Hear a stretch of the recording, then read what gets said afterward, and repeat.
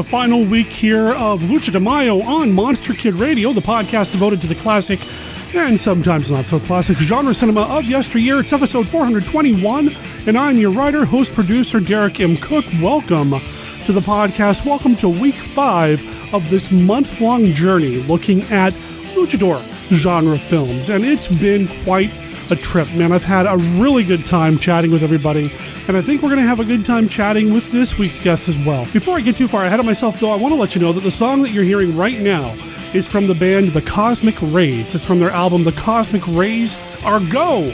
They are a surf band based out of Everett, Washington, and they spell Rays as in Fay Ray, so The Cosmic, W-R-A-Y-S. You can find them at cosmicrays.com.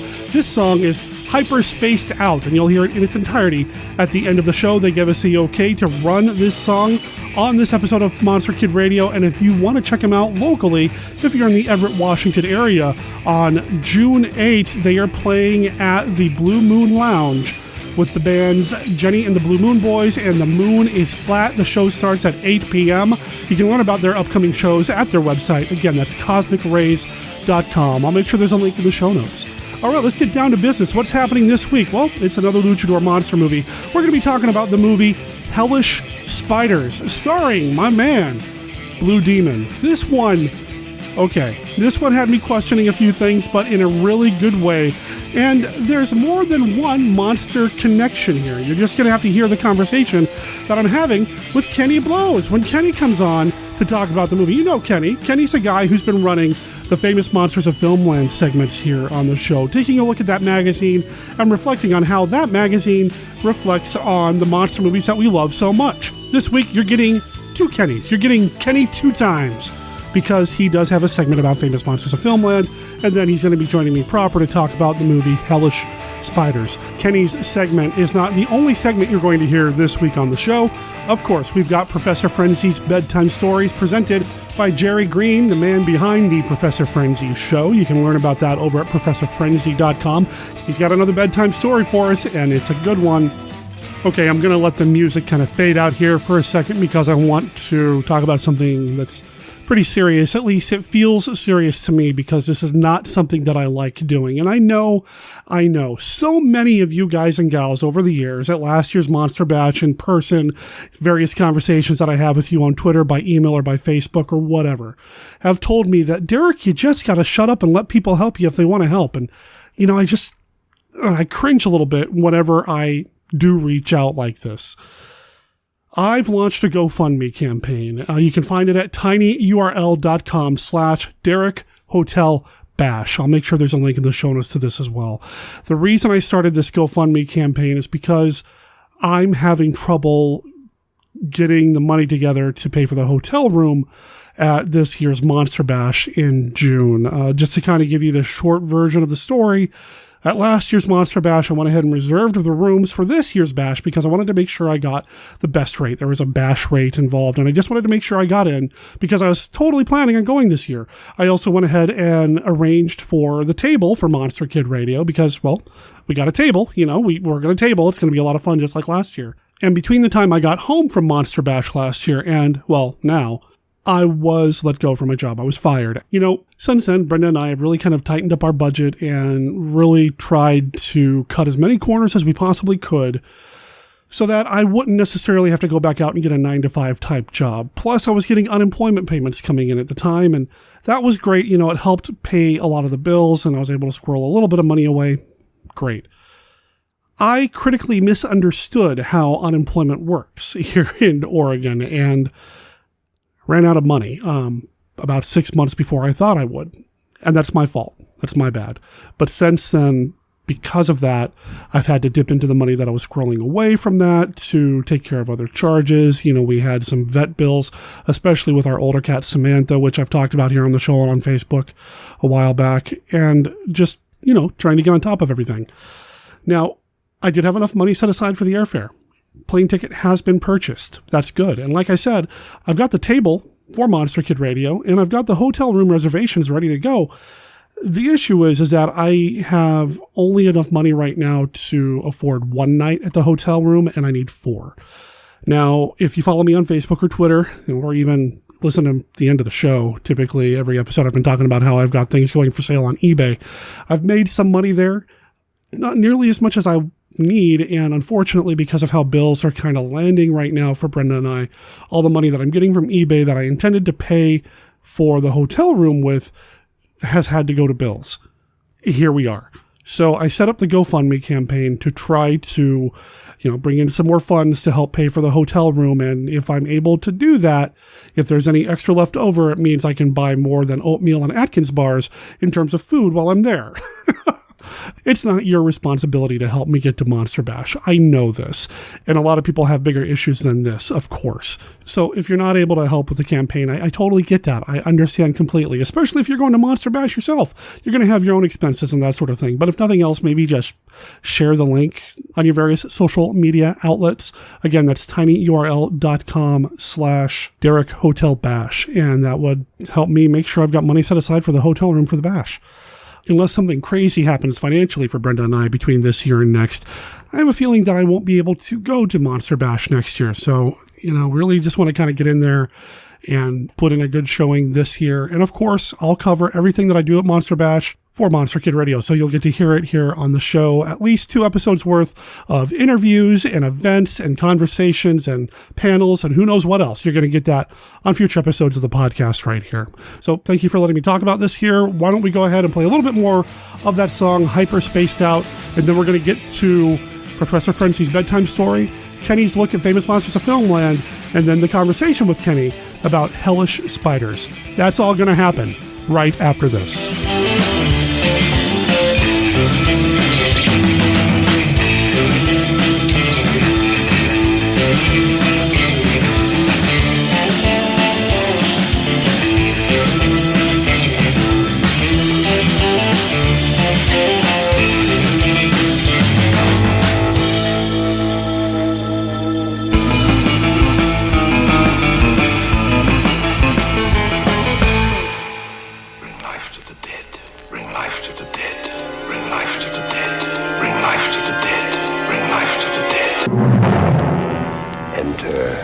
The occult world of necromancy. You were brought here for one purpose: necromancy. A ceremony dating back to the pre-Christian era. It's the art of reviving the dead. It requires involvement with evil spirits by the person performing the act. The devil god brings life to the dead. No, please. No, please. And death to the living. Necromancy, starring Orson Welles and Pamela Franklin. From Cinerama releasing. In color, rated PG, parental guidance suggested. It's coming back. Creatures Con, the Bay Area's classic horror convention, returns to the San Ramon Marriott Sunday, July 7th, with spine-chilling special guests. Hammer horror legend Veronica Carlson, star of Dracula Has Risen from the Grave and Frankenstein Must Be Destroyed, with director Joshua Kennedy attending the West Coast premiere of their newest feature film, House of the Gorgon. Plus Twin Peaks stars Charlotte Stewart, horror host legend John Stanley, and many, many more. But that's not all. You'll see unique Creatures Con programs like the Monster Movie Quiz and Mega Chiller Theater. You'll shop our dealer's room filled with scary, fun, monstrous merchandise. All this and more at Creatures Con, the Bay Area's classic horror convention, Sunday, July 7th at the San Ramon Marriott. For tickets and info, go to creaturescon.com. It is safe to state that the grandchildren of some of the people in this dinner will not be born on Earth.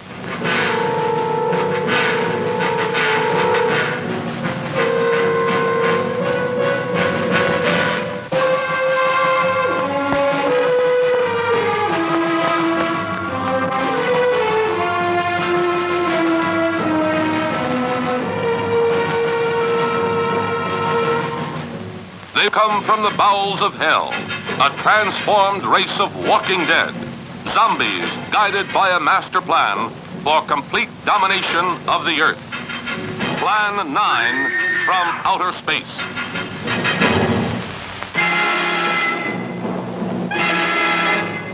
starring the most nightmarish cast ever. Bela Lugosi, the seductive Vampira, and Tor Johnson as the Walking Dead. Turn off your electrode gun! No! No! Stop him, Dennis! I can't get it, it's jammed! Stop him, you fool! Bullets bounce off their bodies. Rockets, missiles, jets cannot stop their death ships. What earthly power can stop this terror? For a glimpse of things to come, see this blast of screen suspense. For it could be happening right now.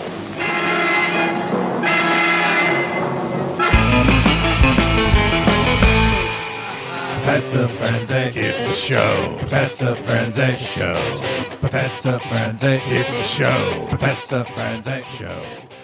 Welcome to Professor Frenzy's Bedtime Stories, created especially for Monster Kid Radio. My name is Jerry Green. In this segment, I'm going to tell you some stories contained in the EC horror comics. Today's story is Death Must Come. It is from the Crypt of Terror number 17, the April-May issue from 1950. Crypt of Terror was the precursor to Tales from the Crypt. It was written by Bill Gaines and Al Feldstein, and the art was by Al Feldstein. So sit back, relax while I tell this spine-tingling story. The old doctor, Henry, visits his much younger-looking friend, Frederick. "Thank goodness you came," Frederick says. Henry says that Frederick looks the same as he had 50 years ago. Henry says it's only been 5 years since the last time he called on him. Why such a short time? Flashback to 50 years ago, when the two doctors made a world-changing discovery. They found that aging is caused by a buildup of wax in the system that a gland on the spleen controls. As the gland ages, the wax builds up in the body, causing a person to get old. But if a younger gland was inserted into a body, life would be extended. They decided to operate on Frederick, and when enough time went by, they could present a youthful Frederick to the scientific community as proof of their theory. What could go wrong? Let's find out. Where could they find a fresh gland? The graveyard, of course. The two doctors dig up a college student and perform their operation. 25 years later, Frederick hadn't aged much, but the gland was beginning to wear out, and Frederick was starting to feel it. He called Henry, and against the elders' better judgment, they dug up another body and performed the operation again. 15 years later, they had to do it again. And 10 years later, again. Now it's just 5 years later, and the operation must be repeated. Soon will it be every year, every week, every day? Henry refuses to do the operation, and Frederick gets upset and slaps him, which gives the elderly Henry a heart attack. Frederick feels the age approaching rapidly and has to act fast now. He feels the age creeping over him. He calls for a messenger to deliver him a telegram. When the kid arrives with the message, he chloroforms him and knocks him out. He gets the kid on the operating table, but is shocked to find that he is missing his spleen. What can Frederick do? He begins to age rapidly, year after year in just minutes, until he screams and dies, an old, old man. The end. I hope you enjoyed that ghastly tale. The story was a little bit predictable and a little bit repetitive. 15 years, 10 years, 5 years, we get it. Also, the end didn't stick exactly right. I did some editing in my retelling to pace it better. The Crypt Keeper had to help finish off the tale, so the missing spleen reference made sense. The tale does have grave robbing, which is always a nice treat in these horror stories. The scientific explanation of age being caused by a waxy buildup is, well, at least they tried. It's no better or worse than unobtainium.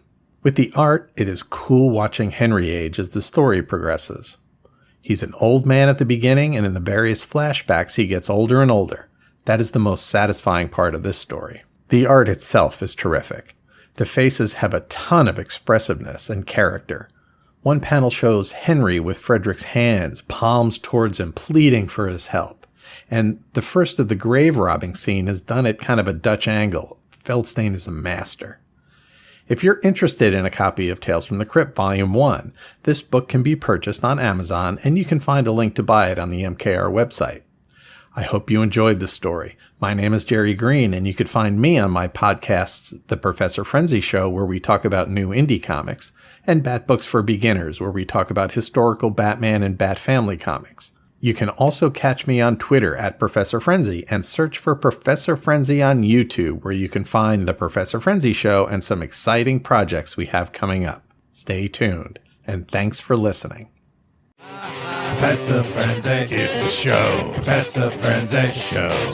Professor Frenzy, it's a show. Professor Frenzy show.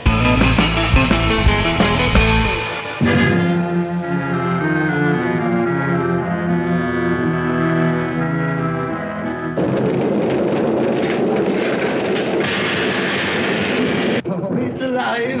It's alive! It's alive! It's alive!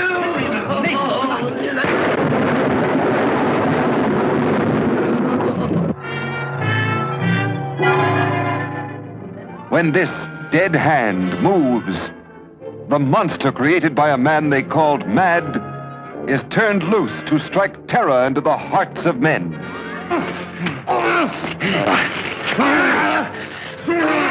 To shock women into uncontrolled hysteria. Elizabeth!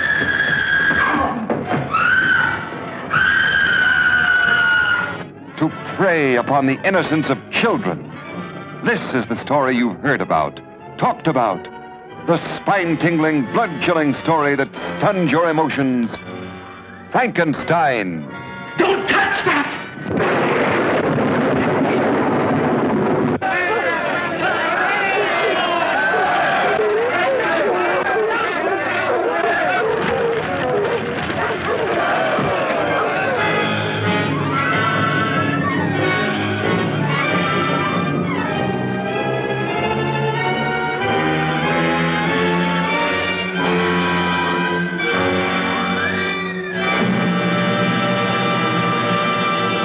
Dr. Tongue's I Had That Shop, 7129 Northeast Fremont Street. Vintage goofiness from years gone by. Sci-fi and fantasy memorabilia. We specialize in things your mother threw away, and some she didn't.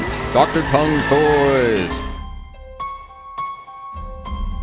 How often has this happened to you?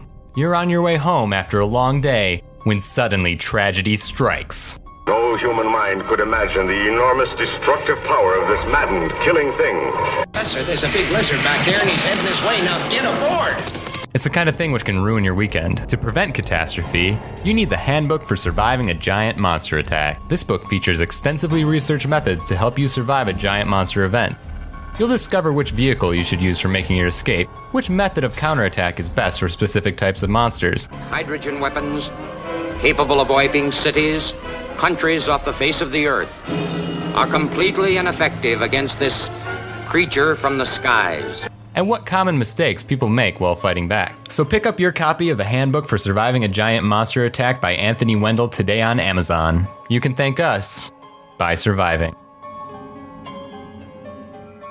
From H.G. Wells, history's most credible prophet, now comes his most incredible story, Empire of the Ants, a terrifying tale of civilization fighting for survival against armies of giant ants 10 feet tall, who control the human population by drugging them into submission. H.G. Wells' Empire of the Ants, rated PG, parental guidance suggested. They shall inherit the earth sooner than you think. Hola, cabezones de Radio de los Niños Monstruos. Soy Kenny con un vistazo a monstruos famosos de la tierra del cine.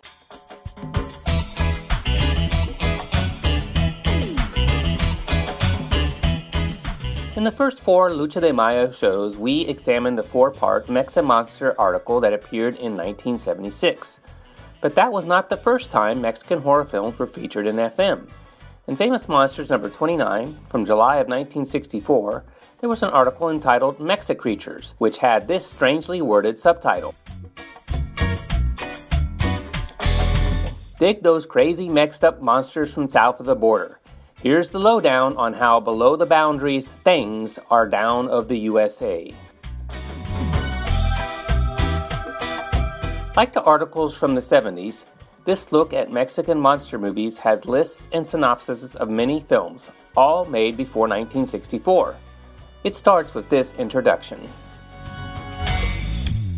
For some time now, scores of vampires, robots, witches, mummies, and many other horrors have in our neighboring country to the south been out to even the score with us North Americans. However, only the most hep of horror fans have been aware of this invasion, and in this article I intend to tell all, at least all I know, about Mexican fright and fantasy films. Unfortunately for those far-gone monster followers who would like to see every creature picture regardless of whether it's in English, Spanish, Germish, or Transylvanian, most Mexican movies are shown in the USA only for Spanish-speaking audiences. Few are dubbed into English, like the Japanese monster movies, or even given English subtitles, yet many are made and played in Mexico. The writer continues with quick looks at Misterios de la Ultratumba, Mysteries of the Crypt, and the fantasy films Macario, Adam and Eve, and Santa Claus. This general comment follows. Visually, the Mexican horror films show quite a bit of imagination.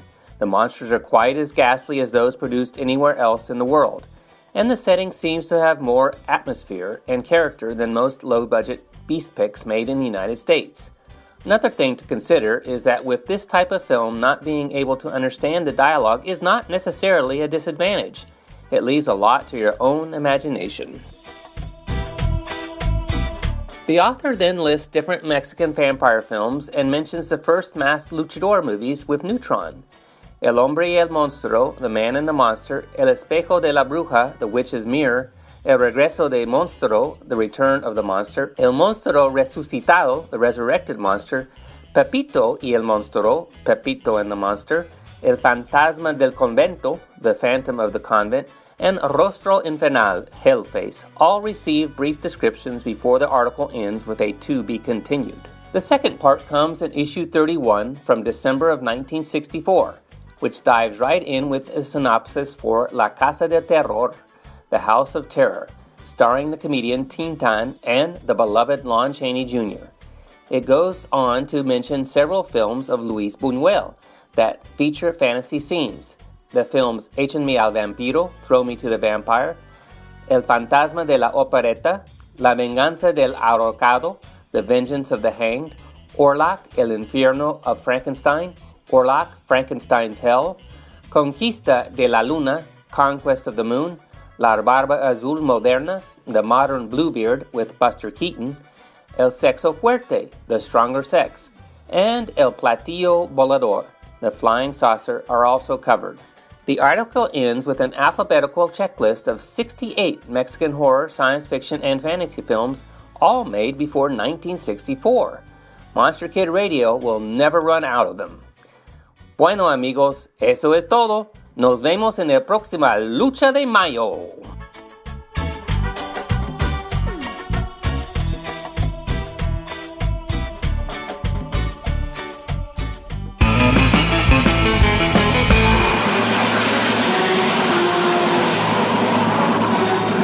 John Cacorn was the first man to be set up in a satellite and ejected back to Earth. Something's wrong. I'm falling too fast. Golden Rod, I'm in trouble. The jets aren't breaking my speed. I'm releasing the drag chute.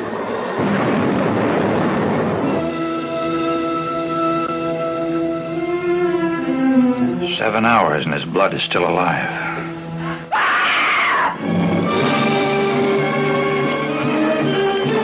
Night of the Blood Beast brings you the first creature on Earth bullets cannot kill. This is fantastic. It's unbelievable.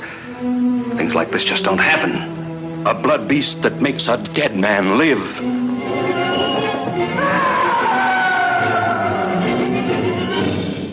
Dr. Wyman. Half his head's gone. A blood beast that feasts on Earth scientists. The first satellite creature to impregnate man with its chromosomes. It's true.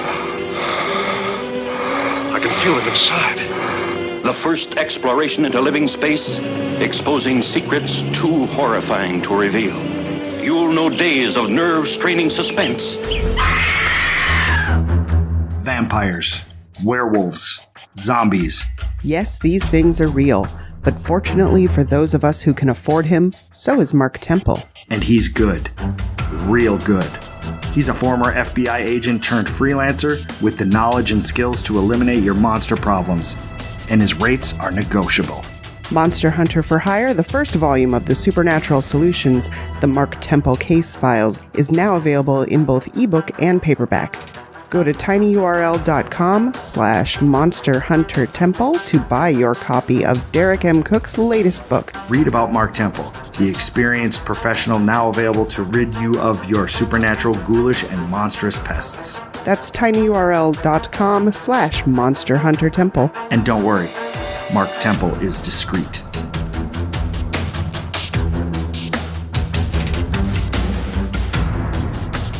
Journey into double terror with the late night double feature. With X, the fiend from beyond space, and the Wall People. A crew of interstellar explorers must fight an unstoppable alien fiend from beyond space, hell-bent on consuming them all. Will they survive? Can they survive? And on the same program, a man must fight to save his only child from the clutches of strange invaders who use their advanced technologies to steal sleeping children through their bedroom walls. Are your children safe? Two terrors to tear you apart in the late night double feature.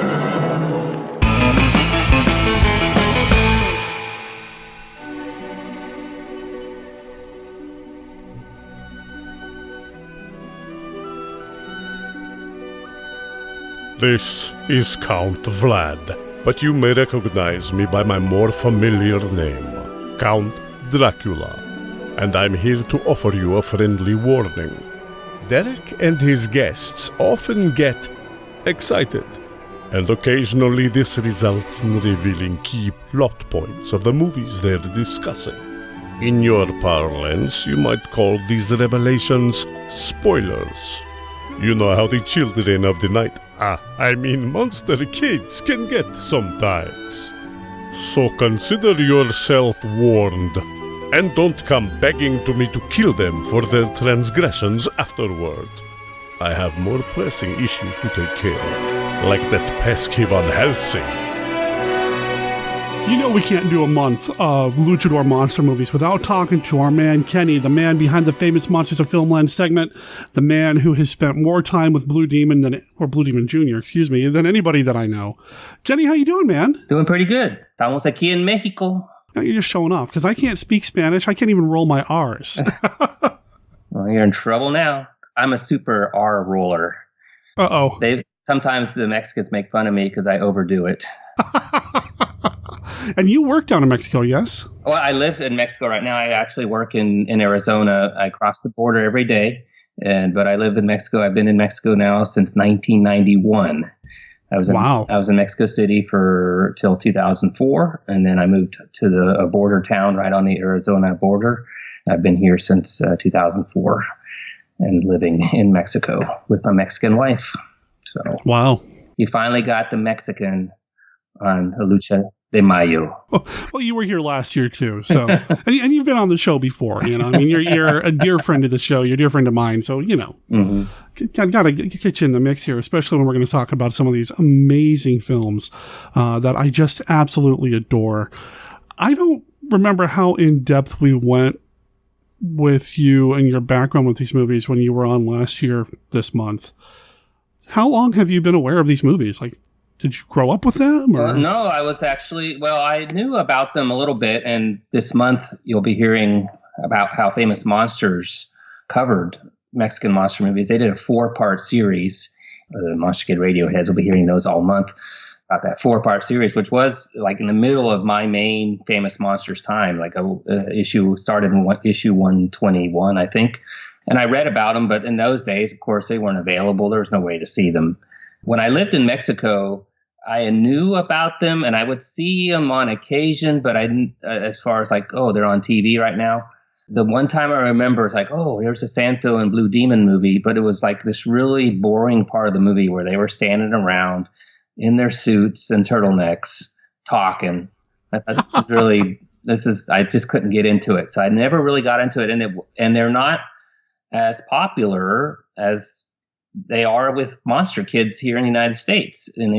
So it would be rare to see them. And in fact, when I started getting into them was through Monster Bash, and I was amazed that their expert on Mexican monsters movie is this guy from Pittsburgh who's never been to Mexico, Bob Cotter, and he just loves these movies. And then I got to know Juan Ortiz, who's also a big super fan and sells a lot of the movies on DVD. And that's how I kind of got into it. And then at my first full Monster Bash, I decided, well, I can speak Spanish.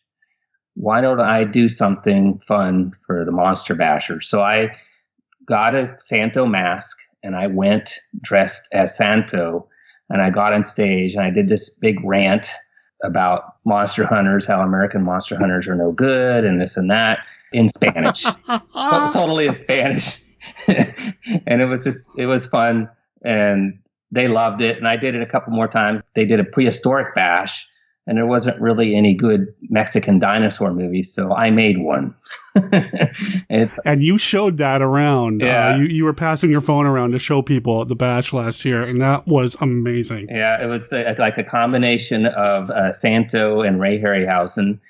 I don't know how I did it. I couldn't explain to you how I did it, how I had time to do it. But as I watch it now, I was like, this is pretty amazing. But it was a lot of fun. It's on Facebook. Cool. But yeah, it's called Santo versus the great grandson of Guanji. So I bring it into modern times, and it has everything a Santo movie has. It has wrestling. It has him driving around, this time in a helicopter, and then it has him fighting a monster. So what else could you want? Right, that's it. Minutes. Yeah, that kind of encapsulates the spirit of these movies, right? That's pretty much it. So it's a lot of fun, and after I did that, I kind of got away from that, but I still haven't really seen that many of these movies. I haven't really sought them out. Like I say, here in Mexico, they're not as popular. I wanted to get some stuff to take to Monster Bash, to give to friends, some pictures and things. So I sent my sister-in-law, who lives in Mexico City, I said, can you go and find me some Santo stuff? And so she went downtown into these paper stores and to places where you can get things. And she would say, oh, do you have anything Santo or Blue Demon? And she said they laughed at her. So it's kind of out of style. But there are people down there still that love it, but it's just not as popular as you think it might be. But the wrestling's still big, and there's still a lot of wrestling fans. It's just they have different heroes, and there's not that. I don't think they make wrestling movies anymore. I haven't seen about any lately.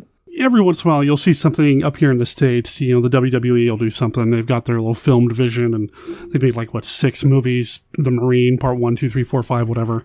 But yeah, you don't really see the luchador style monster movies, or just movies in general. I think Mil Mascaras did a couple within the past 10, 15 years, but it's not really a thing anymore, which, as far as I'm concerned, is really too bad. And I can imagine, as I watched this movie, part of the movie that we're going to talk about, which we haven't even named yet, but so I chose for us to watch Arañas infernales, Hellish Spiders. Oh, man. And this is one of the Blue Demon solo films. I imagined as I was watching it, kind of, it has its appeal, but at the same time, I feel like, hey, this is a cash grab. Hey, we're going to make some money on this because it's cheap.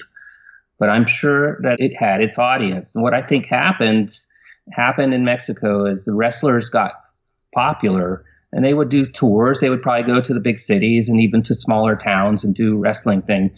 And the fans would come out like crazy. But it's like, well, how can we capitalize on this? And I think that's when they started making movies. And so they could take a road show out anywhere and bring these wrestlers to people everywhere. That's why when you watch one of these Mexican wrestlers movies, what it is a bunch of wrestling with a little story around it. You're not wrong, sir. You are not wrong. And I think it was a way for them to get wrestling out to everybody and in that same vein, make money from it. At the same time, I can imagine, I was imagining in a small Mexican town, someone comes with a truck, a little 16 millimeter projector, a big screen, They're out there selling their tacos and the corn on the cob covered with cheese and cream and chili, and people just sitting around and watching this out in the street, watching these movies and cheering along with the movies, and it would just be a blast.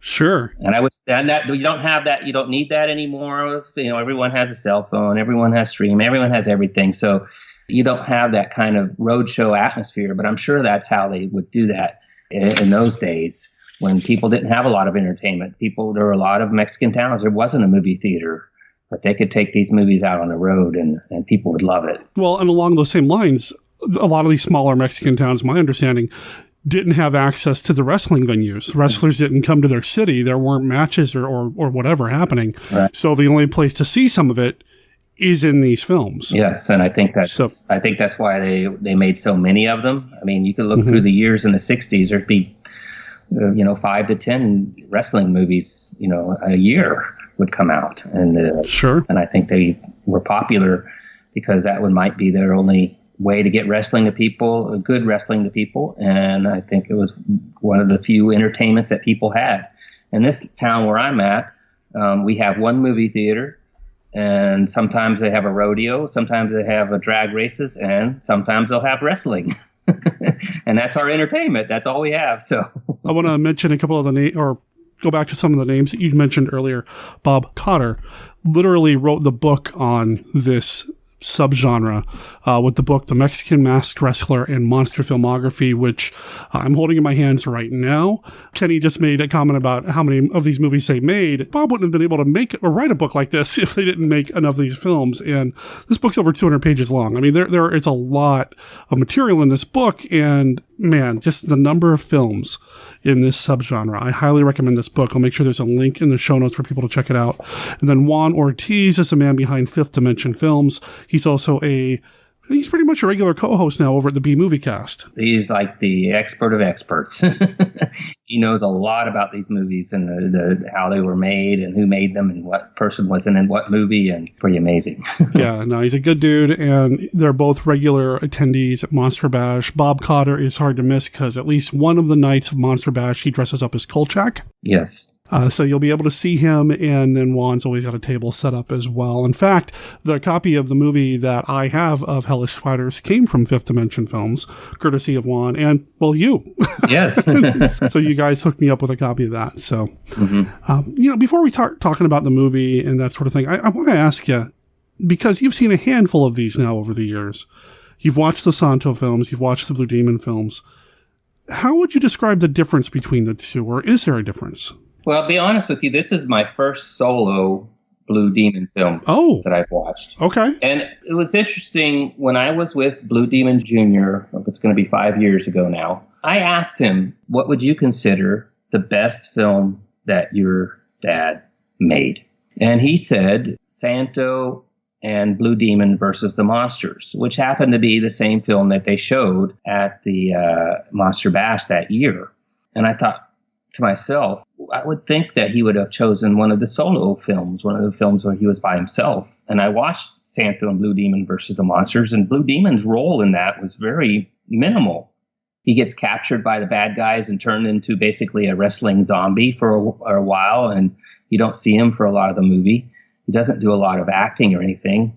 I thought, why would that, And so I thought, well, I wanted to see one of the solo ones. Are they that bad that he wouldn't say, no, the best film my dad made was this one. And just based on this one, which has a very similar story to the one we covered a couple years ago, Santo versus the Martian Invasion, which is basically an invasion movie. This is an invasion movie. I can't give you a big general because I haven't seen that many of the Blue Demon films, but comparing these two, I would say the Blue Demon films didn't have as good a budget because Santo versus the Martian Invasion looks a lot better, had more of a story. Their sets were better. There was a lot of different aspects of it that are better.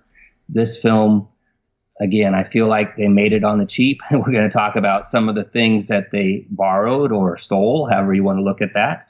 But I think, but I feel like they were. This film was cheaper, and I think My feeling is because Blue Demon Jr. said that the Santo film with his dad was better than any of his solo films, that might be the case for all of them. Okay. That's a guess because like I say, even though I live in Mexico, I have not had that opportunity. I haven't really taken it either. I could go and say, oh, okay, Juan, give me all these movies, but I can't afford that. Yeah. And I wish I could say, oh, they're on TV a lot here. They're not. So I haven't seen that many, but based on what I have seen, I would guess that is the big difference between them, that the Blue Demon films were made on the cheap, and the Santo films, they had a higher budget based on what I've seen. And they were made the same year. Arañas infernales and Santo contra la invasión marciano were both made in 1966, and they're quite different in the quality. That's one way to put it. There is a noticeable difference, both visually and audio-wise, between this film and some of the other Santo films. Now, I don't want to get too far into this, though, without doing something that we do every time we have somebody on the show now, though. Oh, I'm ready for it. So, all right, we're going to play a round of the Classic Five. I have a deck of cards here. Each one of these cards has a this or that. Which movie do you prefer style question on them. They're all about classic monster movies, genre films. There are no wrong answers, and we're going to play a round of it with Kenny. Are you ready to play, sir? I am ready. All right, here we go. Card number 1 from the still in production second core deck. All right. Card number 1. What is your favorite non-Lon Chaney werewolf movie? Favorite non-Lon Chaney werewolf movie. I would say the first one that comes to my mind, and more for nostalgic reasons, is Curse of the Werewolf with Oliver Reed, the Hammer werewolf movie. The Curse of the Werewolf, that was laid on a baby who grew into a man possessed by a monster.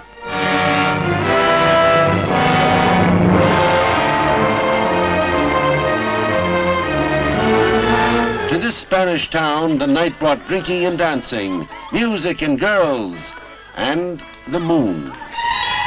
The full moon that turned an innocent man into a savage beast. The Curse of the Werewolf. A man possessed by a desperate need for love, who found in Christina all the passionate sincerity of youth. Christina, do you love me? Will you marry me, Christina? You say you love me, will you marry me? Yes. Yes, I will.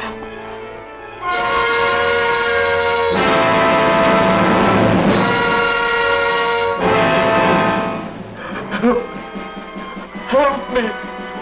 Get away! Get away! Get away! No!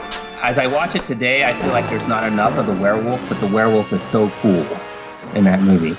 Another one that's nostalgic, but I struggle to watch it today, but it was one of my favorite movies as a kid. I saw it on a double feature in the early 70s with, that's right, was on a double feature with The Boy Who Cried Werewolf, which had Kerwin Matthews, Sinbad, as a werewolf. And I thought the werewolf was really cool in that movie. I got that on DVD. I thought, I'm going to relive my childhood, and it's really a bad movie.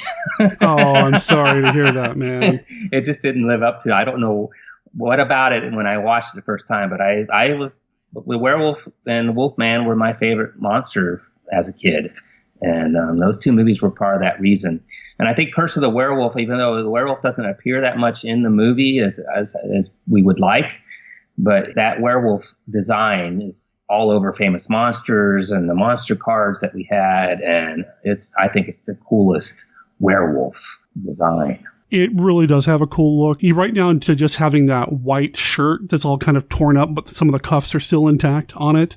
Just the costuming choices in that for that werewolf bled over into other things as well. For me, I really like the design as well. And I love the movie from the 80s, The Monster Squad. Okay. And you can't tell me that the Wolfman in that is not at least partly inspired by Hammer's werewolf with the costuming choices they make with him. Yeah, and then if you want to get into the 80s, I was the prime age for The Howling and American Werewolf in London. I like The Howling better. Those are classics too. Oh, I agree. All right, card number 2. If you could live inside any classic monster movie, which one would it be? Wow.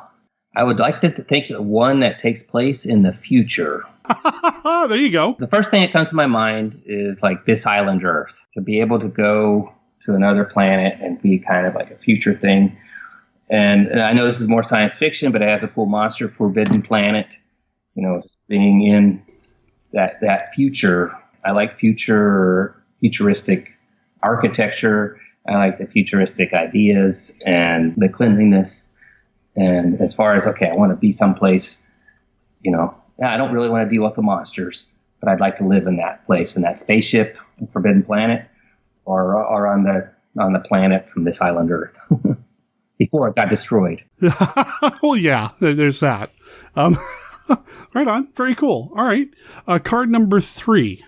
What is your favorite classic horror or suspense television series? I would say the Twilight Zone. It's the first thing that comes to my mind. I'm a big Star Trek fan, too, if that falls into this category. Hey, why not? But I'll take it. And I gave The Outer Limits a second look. A few years ago, I got the DVD set for that. And when I watched it as a kid, it went over my head. I couldn't understand it. And I didn't like it that much, but I liked the monsters. I had like a collection of the Outer Limit monsters on these old trading cards. And they were cool. Oh. But when I'd watched the show, I was like, I don't get it.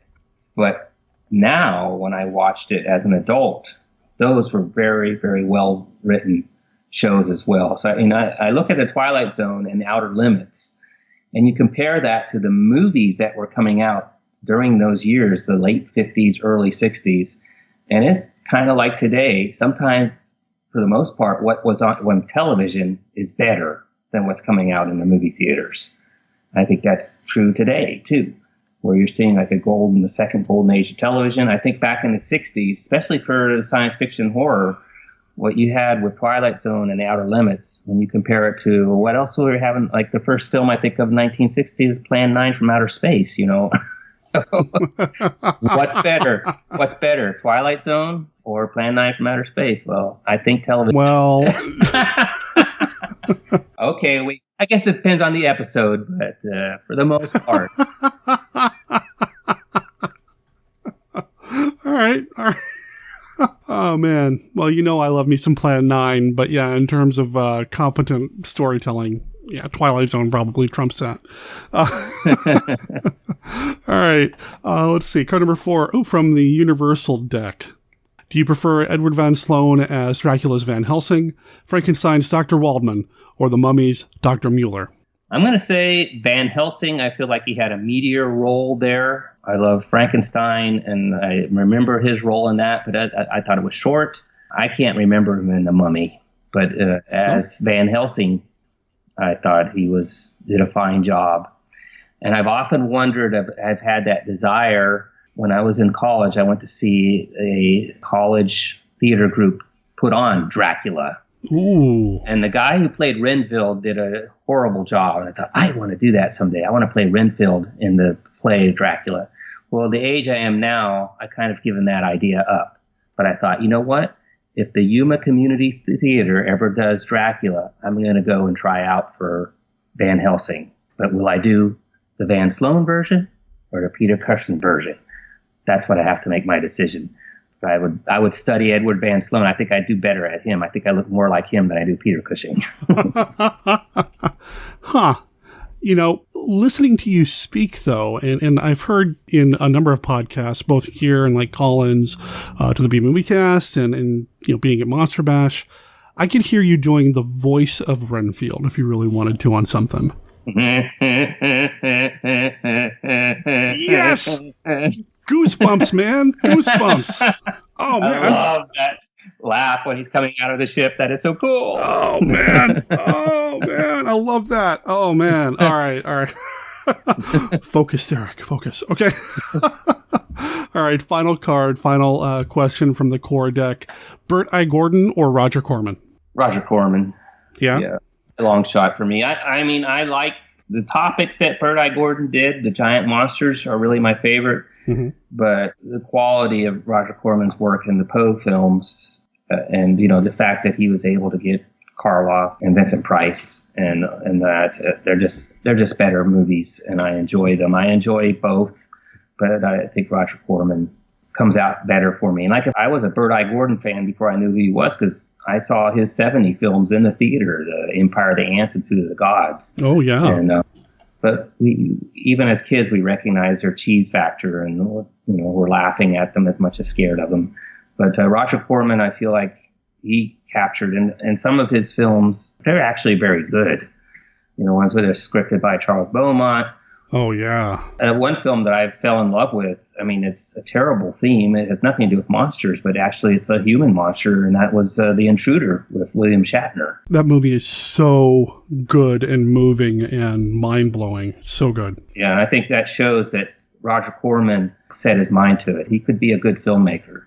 He was about making money and doing it on the cheap, but he could be a good filmmaker.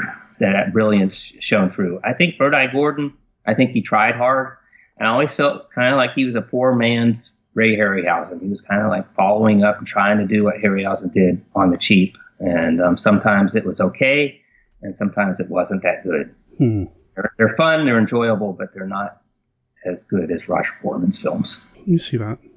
And so it's like kind of comparing apples and oranges, because Roger Corman didn't do a lot of the giant monster movies, and Bird Eye Gordon. And some of the Bird Eye Gordon films, I watched one that he did later on that was more of a horror film, like Necromancy. I just watched not too long ago. What did you think of that? It was okay. You know, it was one of those films that I saw in Famous Monsters. Mm-hmm. And one of the things about Bird Eye Gordon, he must have been friends with Forey Ackerman, because at any movie he put out, they would get a big write-up in Famous Monsters. You know, if you remember in your Metropolis show, he was actually thinking of remaking Metropolis. That would have been interesting. Bird Eye Gordon's Metropolis. That would have been an interesting remake. Of course, that never happened. But I've met Bird Eye Gordon at Monster Bash. He was a regular attender there. He's a friendly guy. His films are fun, but not as good as Roger Corman's. Well, that was a round of the Classic Five. I always love playing this game, especially with longtime friends of the show, because you get to learn new things about people. And you know, I'm in agreement with you on a lot of what you said, which is another reason why we get along so well. So there we go. All right, let's get back to the Luchador. So I really ought to have some Luchador questions in here. I really should. I don't know if it's too niche or not, but there's so many of them, and I adore them all in one way or another. Some of them not as much, but man, they're just fun. There's a vibe that these movies have, even when they inadvertently try not to, because this movie's music is so not of the typical luchador thing for me. One of the things I love about these luchador films, especially once you get into like the color movies, is the music is just so wacky. Yeah, it's all over the place. But in this music, yeah, it comes from somewhere else. Yes. And I've set up a little game here. If we want to try this now. I think I thought it was interesting when this movie starts with that famous logo from Columbia Pictures. I was surprised to see that. You know, and I thought, wow, man, Columbia Pictures, that's the studio that launched Frank Capra's career. It happened one night in other classic films. Frank Capra. It's the studio that launched The Three Stooges, classic comedy. And, of course, it was the studio for many of Ray Harryhausen and Charles H. Schneer's films. So I thought, well, this is not bad. It can't be that bad. And then to get started, one of the first things we see is scenes borrowed from Plan 9 from Outer Space. We see their spaceships. And then there was another scene that was taken directly. I mean, a good 3 minute sequence from Teenagers from Outer Space. I thought, well, if this is a Columbia picture, why didn't they use Earth versus Flying Saucers? Like Giant Claw did that. The Giant Claw used some of the destruction scenes from Earth versus Flying Saucers. Why couldn't they have used some of the Earth versus Flying Saucer scenes for this? Why did they choose Plan 9 from Outer Space, the flying pie platters? But there they were. And another thing that was very recognizable, like you were mentioning just now, was the music. And I was like, this music is very, very familiar to me. And I know that you're a big soundtrack fan, like I am. Mm-hmm. And I thought, well, let's do a little Name That Tune. Okay. And see if you can figure out what movies these different clips are from. So I pulled out some clips. and I'm going to have you play them. Folks will hear it, and then we'll see if you can figure out which movie that was from. I think some will be instantly recognizable, some you might know, and if you didn't cheat, you might miss a couple. So let's go with... If you didn't cheat. Because I just jumped on. I was like, I know where this is from. I didn't know the exact movies of each one, but I had a way to find out really quick. And so let's see. Can you play clip that comes from 6:59 in the movie Arañas, Infernales with the Blue Demon? Clip 6:59 in. Let's hear that music. Okay.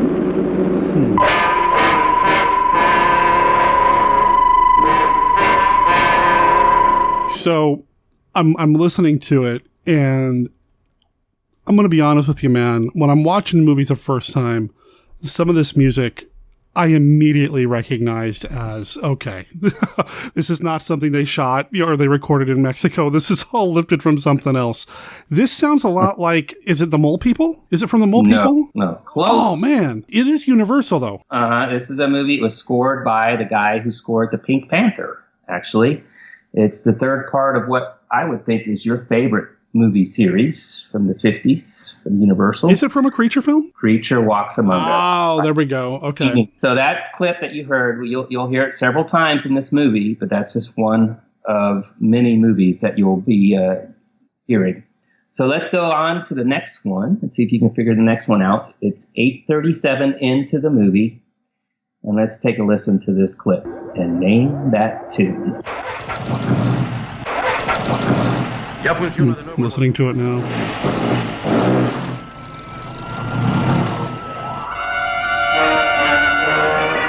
Well, that's more Creature.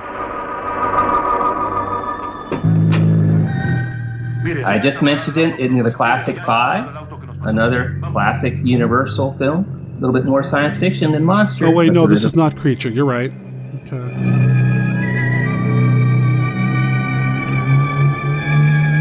It's still playing here. So now, in my defense, a lot of the Creature music got turned into library music and used all over the place, and vice versa. So, you know, it could be repeated. But this particular clip is from the film This Island Earth. Okay. Island Earth. All right. So let's go on to the next one. You know, I'm just going to say they're all from Creature, right? Here we go. Until you hear the one you know is probably the Creature that's it. Let's go to 1915 in the movie. 1915. 19 minutes, 15 seconds. And let's hear this clip and see if you can name that tune.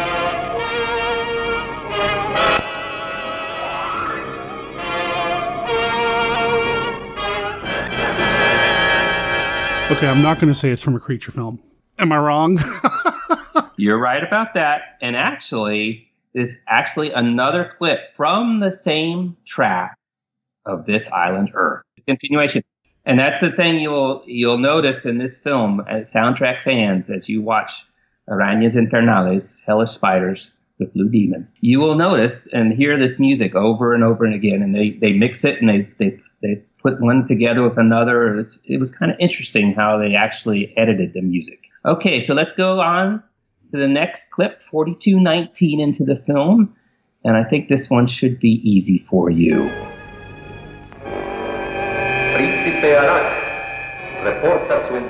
Playing it now. Oh, yeah. There's the Creature stinger right there, baby. That's it. The Hans J. Salter, famous Creature from the Black Lagoon, and that stinger, which is heard many, many times, but that's clearly from the original Creature film. All right, let's go on to the next one. It's a little switch of the times of the movies and the source of the movie, but it's very interesting. If you go to 44:45, you'll hear this clip of music. Name that tune.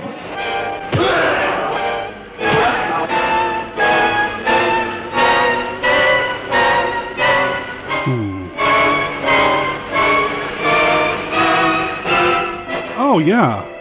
Okay. You got it. Oh, yeah. You got to know. Come on. Oh, yeah. Come on. Yeah, it's a Hammer film, man.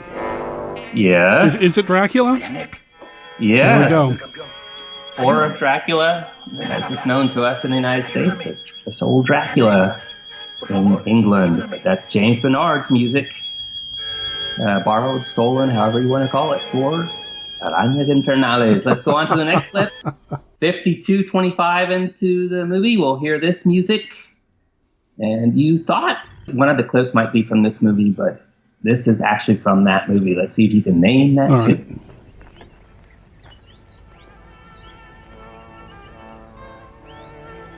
Oh yeah, that's Mole People. That's hands down. There you go, and that's the one of the strangest scenes in this movie, where the girl, the heroine of the film, goes and looks for the Spider Queen for no apparent reason. She doesn't tell anybody. She goes by herself. She doesn't have any particular reason to do so, but she is wandering around, and that was like perfect music for that. Right after that music, we hear a clip, and this is another interesting juxtaposition of the music editing. So let's go to the next clip, which is 53 minutes in, which is only 35 seconds after the Mole People clip. And let's play that and see if you can name this tune. Okay.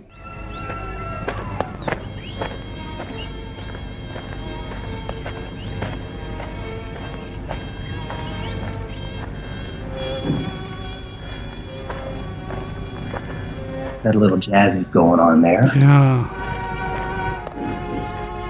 It's another Universal, I think. It's one of my favorite Jack Arnold films. Oh, there we go. There we go. Yeah, Shrinking Man, right? Incredible Shrinking Man? Yes. Yeah. Good job. Incredible Shrinking Man. Fred Carling and Ed Lawrence. That Yeah, that's what I needed to hear. I like the jazzy stuff. I'm like, okay, I think I got it. But then, All right, so let's go to the last clip. And this one's interesting, too. We're going to kind of go back in time. At 1 hour and 14 minutes into this film, we hear this clip of music.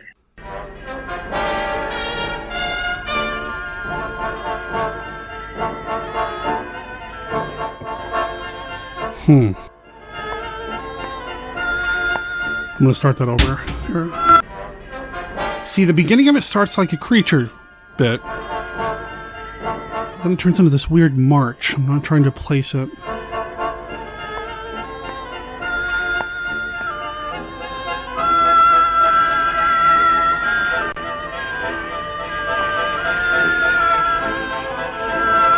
One of the great rally films. Yeah.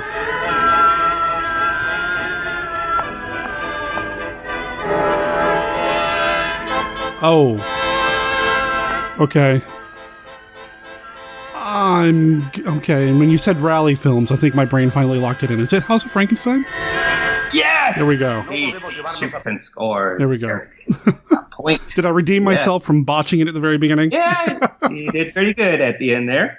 This music was so familiar to me because I actually have a disc. It's a CD that I bought probably in the early mid 90s. It was produced in 1993.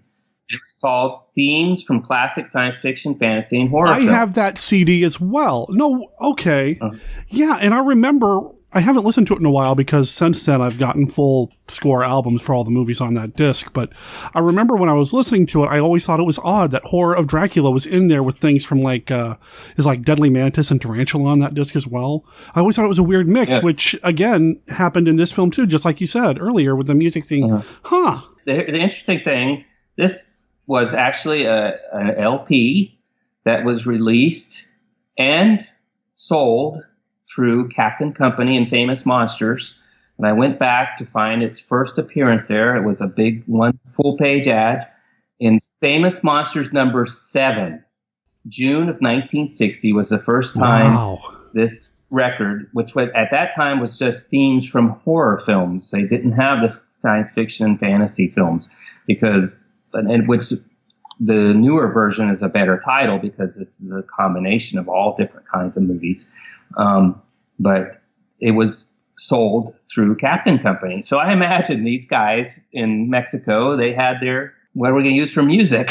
And they pulled out this disc and they put together a music score for their wrestling movie. All these songs were on that disc, on that LP. To be clear, you could not make a movie like that today. They probably shouldn't have done it then.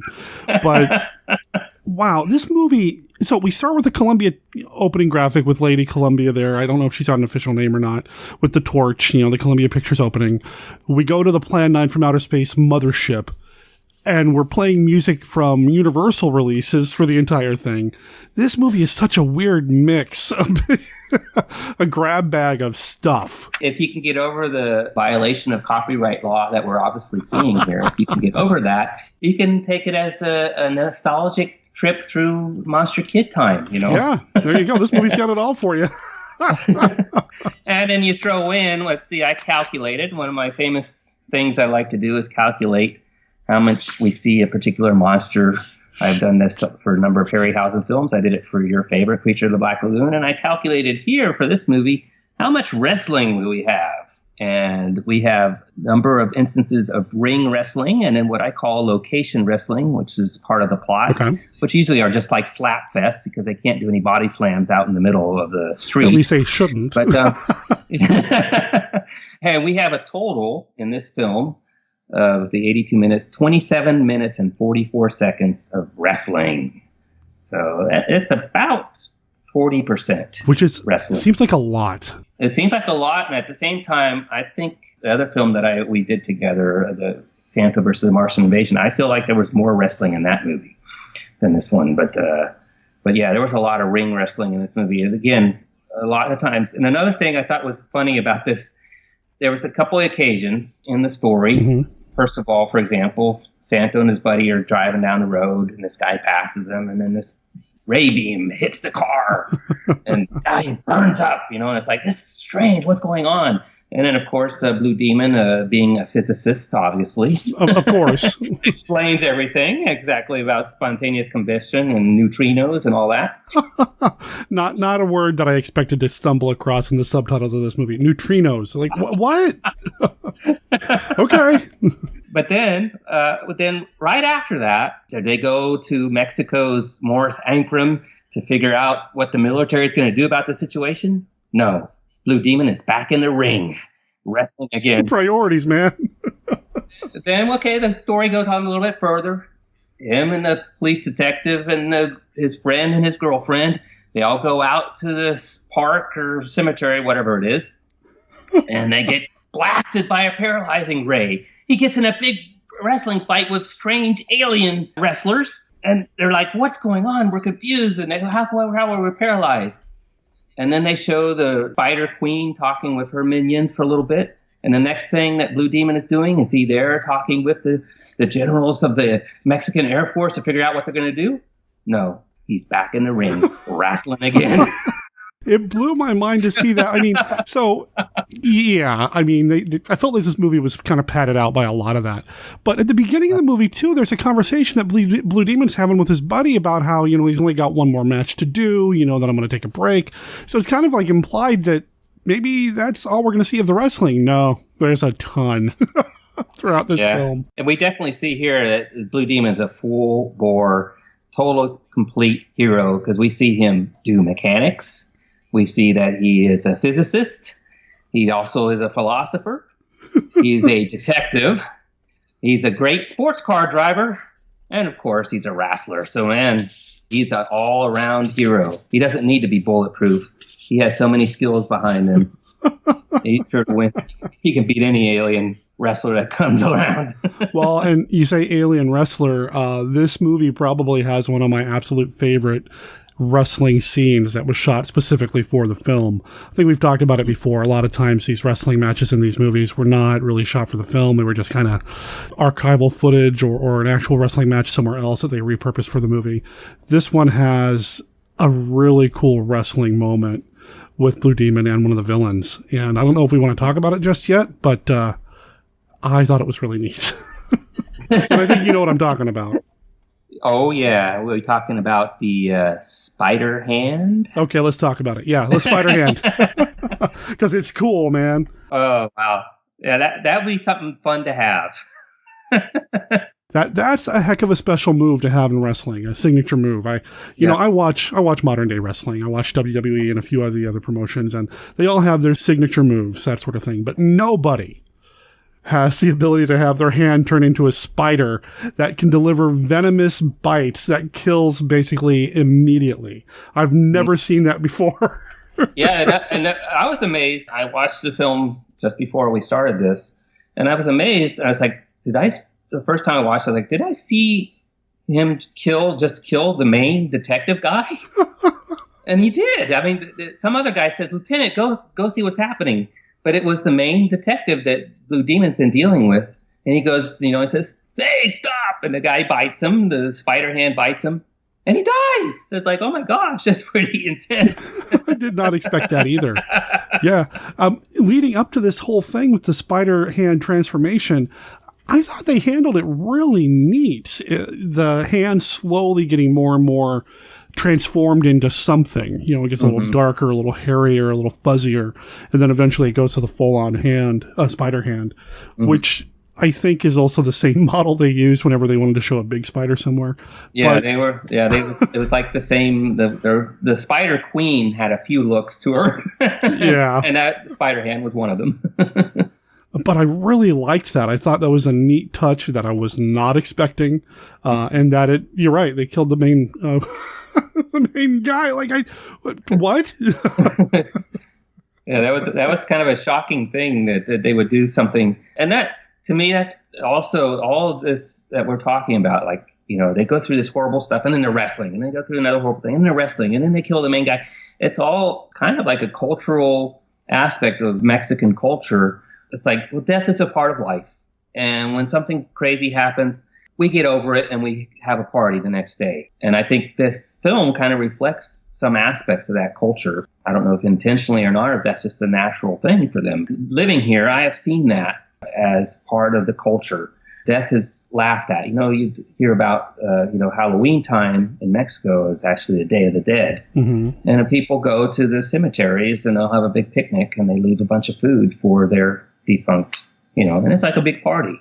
Death is laughed at and made fun of. Like the popular animated film that came out a couple years ago, Coco, was all about the Day of the Dead.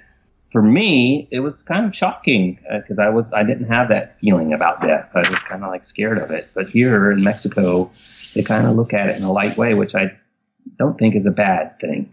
It's one of the positive aspects of their culture. I still need to watch Coco. I hear there's a Santo cameo in there, so I need to see it.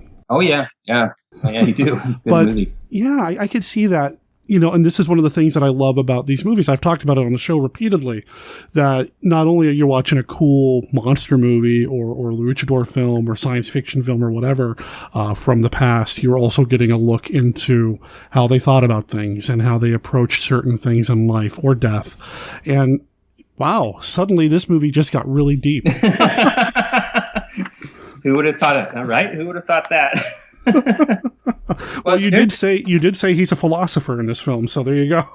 It reminds me, there's one particular line that I got a kick out of. Blue Demon is wrestling with his friend, and who's not a wrestler. Mm-hmm. And and the guy's like, oh, I gotta stop. He goes, look how tired he is. He says to the other person, look how tired he is. If I was from another world, he'd be dead. Ha ha ha ha ha. Okay, right. I hope he doesn't have to fight the alien wrestler. Right. Which again, I get a kick out of both in this and the Santo versus the Martian invasion. It's like this guy comes, they're bringing him, they're really, he's coming from across the galaxy. He comes and he says, well, we'll just get him with our death ray. And the Spider Queen says, no, he's too much of a good specimen. We need to capture him. He says, okay. And he signs up with a promoter and he becomes a wrestler. So, wrestlers from space. Why not? And they have the doctor check on them all before they go into the ring, right, to make sure they're in good condition. And yes. The doctor goes to check on the alien. Forget the character's name, Ornak or something like that. Well, he called himself Ornak for the wrestling, but the Spider Queen called him Arak. So I guess he didn't want to give up his secret identity. Oh, so he sure. His name. Oh, sure. Okay. But the doctor puts the stethoscope on him, has a confused look on his face. It's as if you don't have a heart. I don't. Oh, okay. And then the doctor just leaves. Yeah. You're clear to go. No problems. You can wrestle all you want. It's like, why am I doing this? Then you realize, well, those doctor examinations, he's probably some cousin of the promoter, and he's making some yeah, in case there's a problem for like insurance purposes. Oh yeah, we really did have somebody check. See, he's on a stethoscope and everything. Again, I love the world of these films. I really do. I don't know if I'd do very well living in a world like this, but a world in which the luchadors are treated as if they are modern day heroes, superheroes. They are consulted on police cases. They get in the ring and everybody cheers for them. They need to go on an adventure and stop some spies or a mummy or go to the Bermuda Triangle for something. Yeah, no big deal. I just love this world. Mm-hmm. Just something about it. I'm sure that part of it, the capitalists, we want to make money on these things, but they knew how to draw in the audience that they wanted to draw in. Yeah. The young people, the kids, and it's totally ludicrous. It's ridiculous at times. But the one thing, that these aren't bad movies because they are never boring. Right, and that's the thing, right? That's what we talk about all the time here on the show. The first time as I watched this I was like, this is really cheesy. Mm-hmm. And the first special effect you see is stolen from Plan 9 from Outer Space. It's like, this is the height of cheesiness. It's like, you know what you're in for. Yeah. Yeah. But at the same time, and my third viewing of it, the thought that came to my mind is, at least it's not boring. Mm-hmm. And I've seen films, and I'm a person who has tried to be universal in my film viewing. I don't just watch, I love the monster movies, but I don't just watch that. Since I've been in college, I've been going into the art house and the independent and every kind of film. Yeah, I think that's important. Yeah. I've seen so many films that are highly touted by critics, film historians and everything, but they're boring. Mm-hmm. They're boring. And I don't see how they're great. But these films, which probably not be watched by those people, are actually fun and they're never boring. Yeah. I think that's one of the things when you're, as the listener out there, if you're like, well, should I watch these films or not? If you want to have a good time watching a movie, put your mind at the door. Don't worry about all the crazy stuff. Just have fun with it. You'll love any Mexican wrestling movie. They're never boring. They never are, even if they don't have monsters in them. I mean, a lot of times they just fought super spies or mad science. Well, I guess a mad scientist technically would be monsterish, but sometimes they went after spies or just regular people doing stuff. Cowboys, Santo on horseback. Come on. Even in those cases, they're just fun. Now, granted, as a monster kid, I gravitate more toward the monster side of things, but man, I could sit back and watch some of these. I could watch 4 or 5 of these in a row and just have a blast. That's a lot of wrestling. But see, I'm a fan of wrestling though too. So maybe for the non-wrestling fans. Nah, I love it though. I absolutely love this particular subgenre. In this movie, when I realized so much of it was lifted from other things, the special effects shots from Plan 9, and you'll have to refresh my memory. We talked about Teenagers from Outer Space, which I haven't talked about here on the show proper, but I keep meaning to. What shots from that film are in this one? Well, the shot of the flying saucer coming down, and it looks like a little corkscrew, which is okay. That came from Teenagers from Outer Space. There we go. And then the shot of the saucer opening up, and then the astronaut coming out, the alien coming out. Now, there's one particular shot where they have the spaceship coming down in the corkscrew. Mm-hmm. They show the close-up of the spaceship. It opens up, and the dog comes up. The dog comes out. The alien shoots it. The dog turns into a skeleton. That's almost maybe a 1.5 a 2-minute sequence there. Yeah, that's straight up. Directly from Teenagers from Outer Space, which is a film I first saw on Mystery Science Theater. That's one of my favorite Mystery Science Theater. It's just as funny without them, but they did a really good job with that one. I think that's in the public domain, isn't it? Yeah, probably. And I would hope so, since they used it. It's right up there with Plan 9 from Outer Space. It's really good in that way. It's funny, unintentionally perhaps, but it's good. But it's fun. Yeah, it's a lot. Again, you're not bored watching it. Mm-hmm. And it's funny that they would, again, with seeing that Columbia thing and thinking of all the different things they could have used if they were actually a Columbia film, makes me wonder, did they steal that too? Did they want people to think this was coming from the United States? Oh, that's a good point. I wonder. Although, I've looked at lobby cards from this because, I just absolutely love the Mexican monster movie posters and lobby cards. There's just something about them. Even if it's an American release down in Mexico, they're just so cool. And one of the posters does say distributed by Columbia Pictures on it. Wow. And it does have the Columbia woman on it, the statue. Okay. So maybe it's officially released by Columbia, and they just hoped that nobody from Universal would see it when it came out.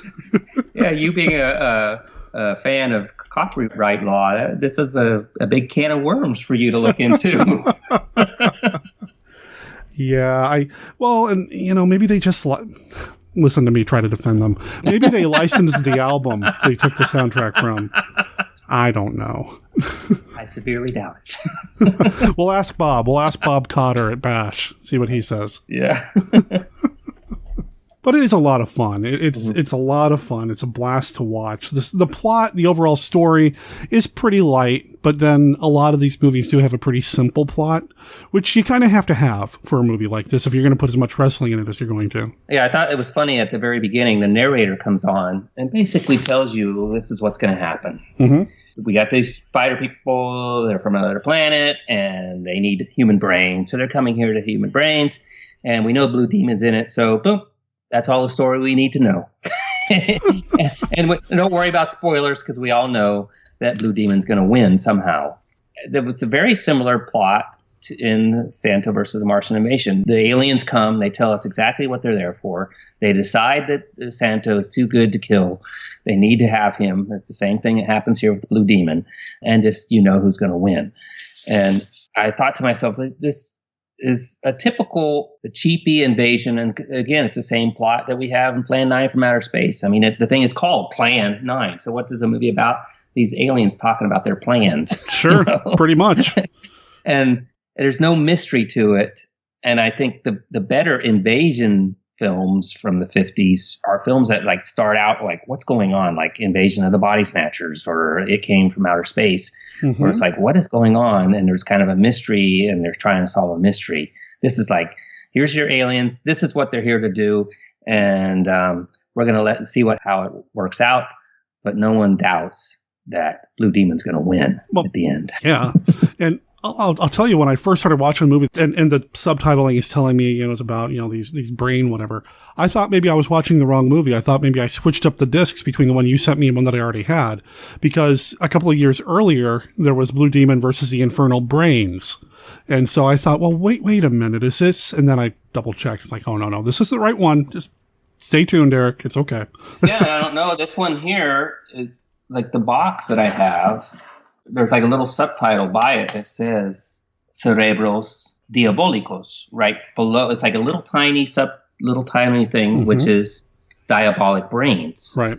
And Juan said something about, you should see this one too, which I think was the same one. They probably have the same story, some of the same shots, some of the same music. I'd be interested. I'm actually interested in getting more of Blue Demon solo films and just seeing if they are just as derivative. And I actually kind of like that they stole so much stuff, because again, it's a nostalgic trip. Oh, I know that. Oh, I know that music. Hey, I know that. We don't know any of the stars because we don't watch Mexican movie and TV that much. But we sure know that music, and I know that special effects shot. Yep. Well, and speaking of the stars and the actors and actresses, I'm watching it in the opening credits. The word Frankenstein appears on screen, and I got really excited there for a minute. Yeah, that wasn't Frankenstein's monster. Yeah, it's a wrestler. His name is Nathaniel Leon. He's from Veracruz, and he had many film appearances. And he was actually on an episode of the American show I Spy. He was one of the minions, kind of the uglier, bald-headed minion of the Spider Queen. And I looked through the database for all of the stars, other stars of the film: Blanca Sanchez, Marta Elena Cervantes. They all worked. When they started working, they didn't stop until they were passed away. You see that a lot in Mexican entertainment, where if you get a job, you hang on to it. And they have them do everything. Most of them are also singers, dancers. They do everything. And then the director, also Federico Curiel, he had directed over 73 films. And he started the Neutron wrestling series, which is some of the first wrestling movies in the early 60s. And he did all kinds of movies, drama and comedy, and lots of Santo movies. This was his only Blue Demon by himself movie, but he did a lot of the Santo movies. And he worked until he passed away in 1985, I think. And his last film was 1984. So he made a lot of Mexican movies, Federico Curiel. So it was interesting. I didn't recognize any of them. I have watched a lot of Mexican films. When I was in Mexico City, I purchased a magazine early on in my time there called Somos, which is We Are in Spanish. And in that, they had in this particular issue, they had the 100 best Mexican movies. So it was like the 100 best Mexican movies from the silent era till 1993, 92, 93. And I kind of made it my goal to see as many of those as I could. And I'd buy the VHS, and if they were at the local repertory theater, I'd go see them. If they were on TV, I'd see them. And I saw probably 80 of them. Oh, wow. I got a good balance of all of what is considered the best of a Mexican cinema. And again, I didn't recognize any of these stars or any of these people. Even the wrestlers weren't in the Santo movie, which I covered with you, the Santo versus Martian Invasion, which I had a lot of wrestlers, but none of these were in there. And but when you look at their credits, it's like, man, they stayed busy. Yeah, they did. Yeah, they did. They did a lot of movies. And if you look at the years, you'll see like in 65, 66, 67, there'd be 5 or 6 movies at a time. They really pump them out. Yeah, and and I wonder if some of that has to do not just with the film industry, but with the wrestling industry as well. And again, because I watch all this stuff, and I watch a lot of the independent wrestling promotions these days too, and I know that they don't get paid a lot, so they have to keep working. So I wonder if some of that's kind of a holdover from that too. I think in the Mexican entertainment industry is like that. If you stop, you will not be able to continue the lifestyle that you just want to live. Right. They just keep working, and they work them. One of the famous Mexican stars that we want to get to Monster Bash sometime. She appeared with Santo in Santo versus Vampire Women. She was in the crazy one, the singing cowboy and the aliens. Ship of Monsters? Yeah, Ship of Monsters. So the star of Ship of Monsters, and also she was with Santo and Santo versus Vampire Women, Lorena Vasquez. She is in her 80s, and she is still doing soap operas, and which they film those daily. Yeah, American soap operas. And I was in a bigger town south of where I'm at now, and there was a poster of a traveling theater work that was coming, and she was in that. So she's going around doing live theater as well. Wow. And she's in her 80s. So it's amazing. Once they get started, they don't stop, because if they want to live the lifestyle that they want to live, then they can't stop working. Yeah. And if they make any kind of popularity, people will support them, and they will be able to keep working even into their 80s. It's pretty amazing. Well, and the lifespan, I suppose, the lifestyle of a lot of these wrestler performers probably led to some health issues down the line. It's a lot of wear and tear on your body, so get it all done when you're young, I guess, and do 6 or 7 movies all at once. And yeah. Yes, and the Mexican wrestlers, I mean, they don't have any OSHA rules. I am amazed at the athletic ability. Now, I was a big wrestling fan when I was younger, and I was actually in Oregon when I was a big wrestling fan. So it was kind of the Northwest Wrestling Foundation at that time in the early 70s was like the starting point for many wrestlers. Oh yeah, we had a lot. And I was there in the time of Jesse Ventura was just getting started, and Jimmy Snuka. And, oh wow! And there were other ones that didn't become big and famous, but I still remember a lot, like Dutch Savage and Bull Ramos. And yeah, it was a lot of fun. And I actually went to a couple of live wrestling matches at the Lane County Fairgrounds in Eugene, and I'd watch live wrestling. Portland Channel 12 would play live wrestling Saturday nights, and it was pretty amazing how it seemed real. But when you see a Mexican wrestling match, the amount of jumping and crazy stuff that they do. I've never seen American wrestling. Of course, I'm not a super fan where I watch it all the time, but some of the stuff is they're so athletic and they're so willing to take that risk. It's crazy. And then they'll cut themselves, to get that blood going. They cut themselves. I watched a match that Blue Demon Jr. had not too long ago, within this last year. And he got really messed up. And I was thinking, I feel like I know him as a friend. I'm like, oh, why did you let them do that to you? He's just like, he was really cut up. They ripped off part of his mask and he was bleeding and everything. And I had a friend in Mexico City who had wrestled, small time, but he knew about everything. And he talked to me about how they would have razor blades and they would cut themselves, or they knew when they were going to get cut and stuff, so that they'd have blood and get the fans going with the blood. So, yeah, it's crazy. That's usually real stuff, man. It's a hard life and a lot of wear and tear. And you go down to Mexico, those the lucha matches. It's not like up here where you wrestle around, you pin somebody and you win. It's 2 out of 3 falls, so you're really going at it. So yeah. It's crazy. There's a certain choreography about it that they practice together, and it's a show.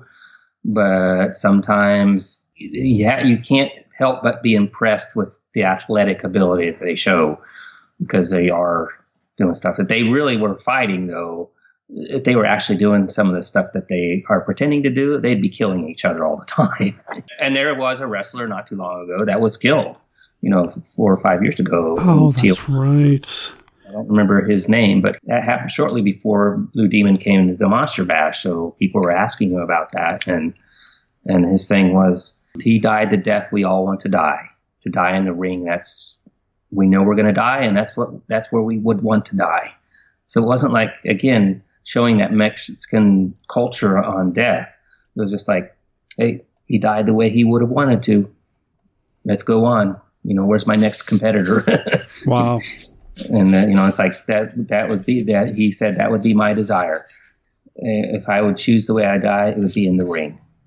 That's the crazy stuff, because they do crazy stuff. And if it doesn't work out the way they had practiced, it is very dangerous. It can be. It definitely is. I mean, accidents happen, man. I was particularly impressed in this. I mean, the wrestling in this particular film that we're looking at wasn't as crazy as I've seen. But there was one little bit that I really liked where the Blue Demon jumps over a guy, like spread leg. Jumps over him. I thought that was like my favorite little move that he did in this. You see so many of the, where they get the leg scissors on the head and then flip them over. Okay, we know that's rehearsed and everything, but that's got to hurt. And it can't be easy. It can't be easy, to do that. Not at all. Yeah, I mean, there's a lot of athleticism on display in these movies, for sure. Well, in wrestling in general, but in these movies, they don't cheat us when it comes to the wrestling. I mean, they really do get in the ring. They really do show us that these are wrestlers that we're watching. And I really appreciated that, too, that, sometimes you see these movies, up here about a wrestler or whatever, and it's clearly, like Nacho Libre or whatever. The Jack Black film, he's not a wrestler. He's not getting in the ring and really doing this stuff. So it just makes these movies that we're watching here a little bit more authentic. The luchador films, they just feel a little bit more authentic and real to me. Yeah. But yeah, man, I love these movies, and this one was a lot of fun. I'm glad you picked this one. There are some, let's see, you sent me some notes, and I think we've pretty much hit them all, except you mentioned a really interesting shot about 18 minutes into the film. There's a shot where the hand of the detective's in the camera, and he's kind of pointing, and then the camera kind of follows his finger, and he points to Blue Demon. In this film, which is, again, shot on the cheap, probably shot quick, nothing fancy about it, but to me that had like a little bit of fanciness into it, a little bit of style. Mm-hmm. Director was like doing something interesting visually. I just thought that was kind of interesting to point out. It is cool to see these little touches here and there thrown in here, and I liked that a lot too. That was pretty cool. What about, I got a kick out of the Queen's lair, her little set there, which looks like they went to the paper store, bought some styrofoam balls, blew up some balloons, and painted a soccer ball. Nice silver or gold color. Hung them up on strings, and you have a space ship from Arachnid. I like that, and I liked the balls on the strings. You just move them up and down, and that's how you control the ship and everything. And then, I liked that a lot. It was kind of clever, I thought, actually. And then, of course, Blue Demon, when he gets in there and he knows that their ship's going away, he knew the exact ball to pull down to destroy their ship. Wasn't that clever? Of course. Well, it's Blue Demon. I mean, he knows it all, right? He can do everything. Yes. So that's proof that if you want to be a filmmaker, you can make a Mexican luchador movie. Probably with $15 at the 99-cent store, you can get all you can to make a nice spaceship set.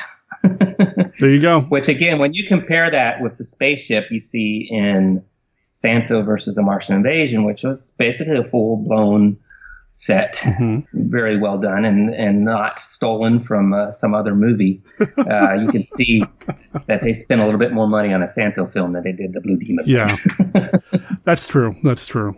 Is there anything else about the movie we want to talk about before we go ahead and start wrapping up? I think that's all I have. Yeah, it's pretty much all I got as well. Other than I highly recommend this one. It is a lot of fun to watch. The movie was not released with an American or an English soundtrack, so there is no, as far as I know, dubbed version of it. And as far as the subtitled version that Kenny and I watched, we got that from Fifth Dimension Films. I don't think it's an official subtitled release. I think it was something that was kind of done after the fact. It looks like that they got this off the Mexican TV and then dubbed it. But I'm going to say this, the subtitles are very accurate. Okay. That's one of the advantages I have as a Spanish speaker. I can look at the film and I don't need the subtitles, but I can say that as I read them anyways, because I'm just accustomed to do that when I see a subtitled movie. And I can tell you the person who did the subtitles did a very good job as far as giving you exactly what they're saying and the meaning of it. That's really good to know. Excellent. There are times when I've seen subtitled films, a Spanish language film that's been subtitled. It's like, they didn't get that right. They didn't understand what he said there. That's not what they said, but this film, it was very well done in that area. This particular copy that Juan has at Fifth Dimension Films. Right on. And, of course, you'll see him at Monster Bash, and he may not have this one, but he'll have some other luchador movies with him, I'm sure, that you're going to love. Yep. And you'll see Kenny at Monster Bash. Oh, yeah. I'm ready to go. Oh, yeah. It's coming up here soon, man. It's coming up here soon. It's going to be a good time. It's going to be a really good time. Looking forward to it. Yep. Well, I appreciate you being part of the show. I appreciate the Famous Monster segments that you do all the time. I look forward to those every week, even if it's a week that we talk about a movie that's not in the magazine. I love what you put together for us.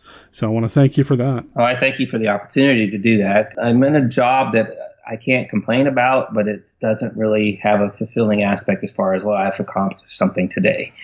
So being able to do the Famous Monster segment, and, I appreciate you never pressure me, but I like feeling like, I've got to get this done. And this past week, for example, I've been really into the hockey playoffs. Yes, I'm a sports fan, like our buddy Steve is. But and it's like, wait a minute, this is Wednesday, and I'm like in Yuma with my daughter. It's like, wait a minute, I've got to get the segment in, And I know if I didn't do it, you wouldn't yell at me or fire me or anything. No. But it was just like that feeling of having to do something is something that really helps me feel like a satisfaction in my life. And I know it's just a little 2 or 3 minute thing, but you're actually doing me a service by playing those, and I appreciate you doing that. And the other people that do segments, I hope they've been inspired by what I'm doing. And I know you could probably end up having a show full of segments, but they're all great, and it's a lot of fun. And I appreciate you opening the door and letting us do that.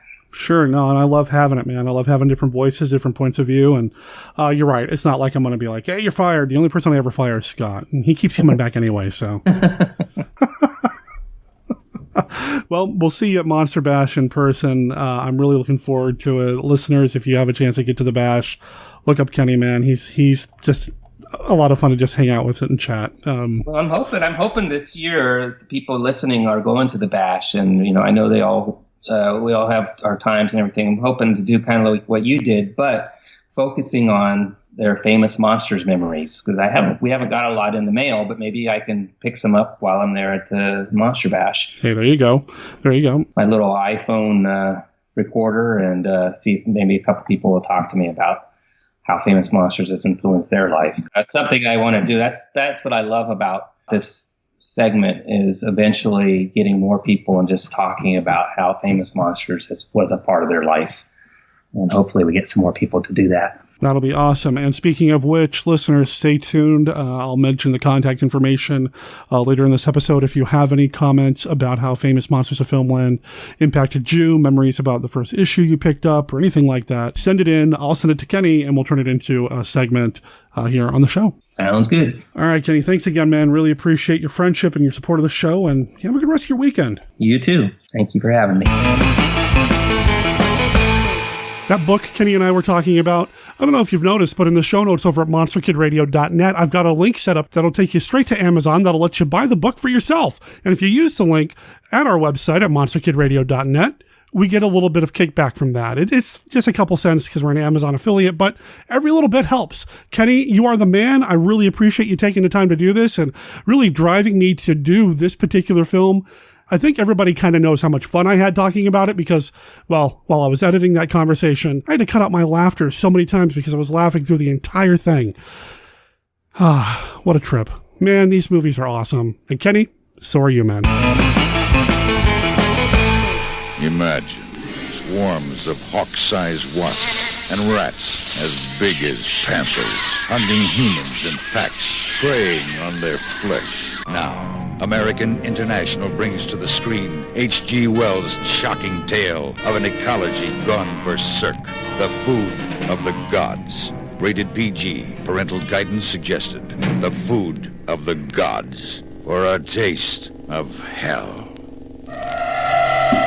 Do you know how you'll feel when you see touch your skin, it's scaled. Your legs, they're gone. Your body, it's cold. And listen for the hissing.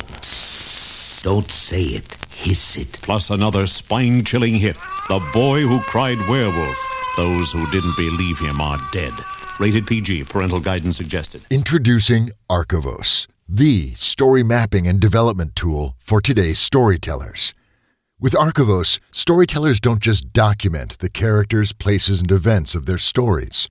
They define the relationships between those story elements and then visualize those connections through unique story mapping interfaces like the living map, the timeline, and the story web. By giving storytellers the ability to see and interact with that network of story elements, Archivos helps ensure story comprehension and continuity, while providing a dramatic and engaging way for fans to explore the story worlds they love. Learn more about Archivos at www.archivos.digital. That's ARCHIVOS.digital. Archivos, your stories illuminated. Since the time of Babylon, I've walked the earth, challenging the most venturesome of men. I am this sinuous creature, a killer cat, and I'm a woman, seductive, tantalizing, inviting a lover's caress. But to caress me is to play with death. I am the mystery woman of the ages, feline, fascinating.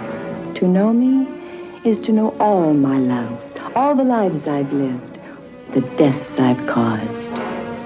I am the essence in woman that no man can resist. I am Catgirl.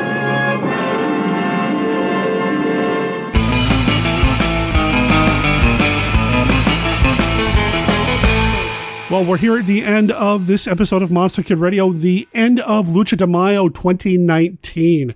It's been quite the ride, man. It's been a lot of fun, actually. I've had a great time visiting some of these movies that I'd never seen before, like this week's movie, Hellish Spiders, and revisiting some old favorites and just chatting with fellow fans of these movies. And I hope you guys and gals have dug it too. I know sometimes when we do these themed months, we kind of ignore the quote-unquote traditional monsters that we normally talk about here on Monster Kid Radio. So thanks for playing along. let's talk about next week. Here's what's coming next week. It's a Monster Kid Radio potpourri of content. We are probably, fingers and tentacles crossed, going to have the announcement of the ballot for this year's Monster Rally Retro Awards, or as we call them around here, the Rallies. The Rallies celebrate the best director, actor, actress, monster, and film from the 30s, 40s, and 50s. And the way we break it down every awards season here on the show for the Rallies, we look at a particular year in each decade. And this year's years are 1935, 45, and 55. And oh boy, the 1955 ballot is looking pretty tough. As if you guys and gals haven't had it hard enough with the Monster Movie Madness tournament this year. I mean, there's some close calls on the ballot for a while. Just stay tuned, because I'm hoping to have that recorded and into next week's episode. Of course, Stephen D. Sullivan will be joining me to go over the ballot because, well, he was the genius that came up with the idea of doing multiple decades per year. Otherwise, at this point, we'd only be up to like 1935 and have a long way to go before we got into the 40s and 50s. So Steve's going to be joining me next week to talk about that. And Brenda will be back. The plan right now is that between now and next week, Brenda and I will be setting some time aside over a couple of days to record some feedback sessions for the podcast. I've got a number of emails that I am sitting on that I am dying to go over with Brenda. And if you want to get in on that hot feedback action, send me an email. It's monsterkidradio@gmail.com. Or you can call in and leave a voicemail on our voicemail line. It's 503-479-5657. That's 503-479-5MKR. If you want to talk about anything that happened during Lucha de Mayo or anything else that's happened on Monster Kid Radio or things that are coming up, feel free to send in your feedback, because I'd love to include it in next week's episode of Monster Kid Radio. Plus, depending on how things go, there may be a few extra things going on next week as well. You're just going to have to stay tuned to monsterkidradio.net to find out what those things are going to be. monsterkidradio.net is where you can find links to everything that we've talked about here in the show notes. I still have some things on eBay, so you can click there and check out what I've got for sale there. I already mentioned the Amazon links, and I've got a link that'll take you to my book on Amazon as well. If you want to buy a copy of my book, Monster Hunter for Hire, the first installment of the Supernatural Solutions, the Mark Temple Case Files series, 5 short stories, $6 for a print edition, $2.99 for an ebook, or if you're part of Kindle Unlimited, well, it doesn't cost you anything. I know I've been playing the promo quite a bit here on the show. Thanks for indulging me. I'm pretty proud of the book. It's my first book to come out like this, and, well, I'm thrilled to share it with people. If you want an autographed copy of the book, well, email me at monsterkidradio@gmail.com, and we'll make arrangements to make that happen. I don't charge for the autograph. It'd just be like $6 plus like $3 for shipping. So yeah, just drop me a line if you want an autographed copy of the book as well. I mentioned the Monster Movie Madness tournament, and you'll notice that we didn't talk about the results of round 4 in this week's episode, and that's because I haven't met with Steve Turek yet online to review those results. That's actually happening later this week, and then this weekend, the hope is to get the episode out and then to announce who's moving on to round 5. It's getting down to the monster nitty-gritty, ladies and gentlemen, and I'm excited to see how this whole thing pans out. And I think that's really about it. So why don't we go ahead and wrap up the show by reminding you that Monster Kid Radio is a registered service mark of Monster Kid Radio LLC. All original content of Monster Kid Radio by Monster Kid Radio LLC is licensed under a Creative Commons Attribution, Non-Commercial, No Derivatives 3.0 unported license. Of course, that doesn't apply to Professor Frenzy's Bedtime Stories. That is copyright Jerry Green.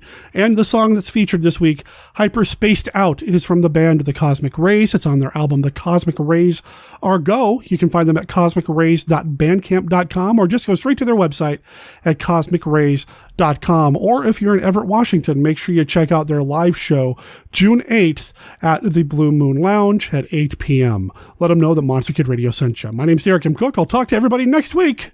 Bye. It's adios. It's Lucha de Mayo, Brenda. Say it right, or I'm not ending the show this week. Just going to keep on going. Yeah. Adios.